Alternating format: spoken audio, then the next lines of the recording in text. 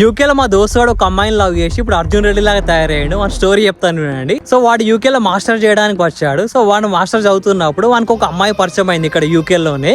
So ఆ అమ్మాయి వచ్చేసి మళ్ళీ వాని యూనివర్సిటీ కాదు, వేరే యూనివర్సిటీ. సో అయినా సరే వానికి ఎక్కడ పరిచయం అయింది అంటే వాడు రోజు బస్సులో వెళ్ళేటప్పుడు సో అమ్మాయి కూడా అదే బస్సులో వస్తుండే. సో వానికి అట్లా పరిచయం అయింది. సో ఈ వయసులో ఎట్లుంటుంది ఇక మనోడు మెల్లగా మంచిగా మాట్లాడి అమ్మాయి నంబర్ తీసుకొని రోజు ఫోన్ మాట్లాడాడు. సో అమ్మాయి వేరే ప్లేస్ లో ఉంటుండే. ఫస్ట్ అమ్మాయి రూమ్ కాంట్రాక్ట్ అవ్వగానే వీన్ రూమ్ షిఫ్ట్ చేసుకున్నాడు.